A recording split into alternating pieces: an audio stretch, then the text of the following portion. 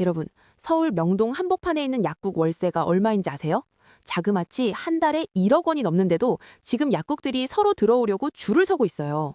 약 팔아서 그 비싼 월세를 어떻게 감당하나 싶겠지만 이미 확실한 수익 모델을 세워둔 상태거든요. 불과 2달 반 사이에 명동에만 약국이 9개나 새로 문을 열었는데 이건 정말 유례없는 일이에요. 보통 약국은 병원 옆에 붙어 있는 게 국룰이잖아요. 그런데 여긴 병원도 없는데 그냥 길가에 대형 쇼핑몰처럼 떡하니 자리 잡고 있어요. 1평당 임대료만 3천만 원이 넘는 이 금싸라기 땅에서 약국들이 배짱 영업을 할 수 있는 비결? 바로 외국인 관광객들의 지갑이에요. 요즘 외국인들 사이에서 한국 약국은 단순히 약 사는 곳이 아니라 반드시 들러야 할 쇼핑 성지가 됐거든요. 실제로 외국인이 한국에 와서 돈을 쓰는 의료 분야 1위가 어딘지 아세요? 성형외과나 피부과를 제치고 약국이 무려 60%에 가까운 압도적 1위를 차지했어요. 병원 가서 레이저 쏘는 사람보다 약국에서 연고 사는 사람이 훨씬 많다는 뜻이죠. 이들은 한 번 오면 그냥 나가지 않아요. 기본 5만 원, 10만 원은 우습고 한 번에 40만 원어치를 싹쓸이해가는 큰 손들도 수두룩해요. 약사들이 지명품이라고 부르는 특정 제품들을 아예 리스트로 뽑아와서 박스째로 담아가거든요.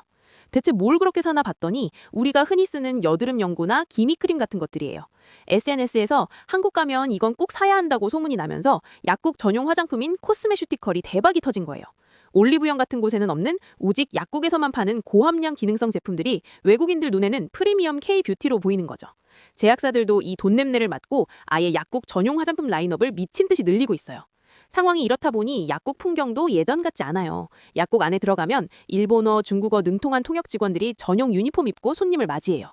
면세 혜택 받으라고 텍스 리펀드 기계까지 설치된 것도 많고요. 약국이 아니라 그냥 화장품 매장 아니야? 라는 말이 나올 정도로 화려한 조명과 디스플레이를 자랑해요. 이름하여 드러그스토어형 약국인데 이게 지금 명동을 넘어 홍대, 성수, 심지어 제주도까지 퍼지고 있어요. 제주도에서는 최근 일주일 사이에 약국 5곳이 한꺼번에 개설되기도 했어요. 공항 근처나 대형 호텔 근처에 수백 평 규모의 초대형 약국이 들어서며 K-파마시 열풍을 증명하고 있죠. 특히 공격적으로 지점을 늘리는 한 대형 약국 체인은 명동 1호점을 낸 지 2달 만에 바로 근처에 2호점까지 확장할 정도로 기세가 무서워요. 월세가 1억이 넘는데 2호점까지 낸다? 그만큼 수익이 상상을 초월한다는 증거 아닐까요? 전문가들은 이런 현상이 한국의 국가 신뢰도가 그만큼 높아졌기 때문이라고 분석해요. 입에 넣고 피부에 바르는 약은 믿음이 없으면 절대 못 사는데 이제 메이드 인 코리아 약은 믿고 산다는 거죠. 마치 우리가 일본 여행 가면 돈키호테 가서 동전 파스 쟁여오는 거랑 비슷하다고 보시면 돼요. 한국 약국이 세계적인 관광 코스가 되면서 약국이라는 공간의 정의 자체가 바뀌고 있는 거예요. 하지만 이런 화려한 붐 뒤에는 걱정 섞인 목소리도 나와요. 약국이 너무 상업화되다 보니 정작 중요한 복약 상담은 뒷전이고 물건 팔기에만 급급한 공장형 약국이 되는 거 아니냐라는 우려죠. 동네 작은 약국들은 이 대형 자본의 공세를 보며 한숨을 쉬기도 해요. 약사 면허가 단순히 물건을 팔기 위한 도구로 전락하는 건 아닌지 보건의료기관으로서의 정체성이 흔들린다는 지적이에요. 임대료가 수천만 원, 수억 원인 곳에서 살아남으려면 결국 마진이 높은 제품 위주로 팔 수밖에 없거든요. 그러다 보면 정작 아픈 사람들을 위한 상담보다는 돈 되는 쇼핑객 위주로 운영될 가능성이 높으니까요. 그럼에도 불구하고 K-파마시라는 새로운 산업의 가능성을 무시할 순 없어요. 정부와 약사회가 이 에너지를 어떻게 건강하게 제도권 안으로 끌어들일지가 앞으로의 숙제겠죠.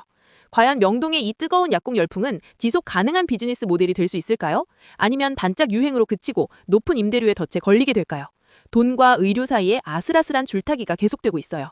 확실한 건 이제 약국은 단순히 처방전 들고 가는 곳을 넘어섰다는 사실이에요. 여러분이 외국인이라면 굳이 피부과 안 가고 한국 약국에서 40만 원어치 쇼핑하는 거 현명한 선택이라고 생각하시나요? 월세 1억을 견디는 약국의 생존 전략, 여러분은 어떻게 보시나요?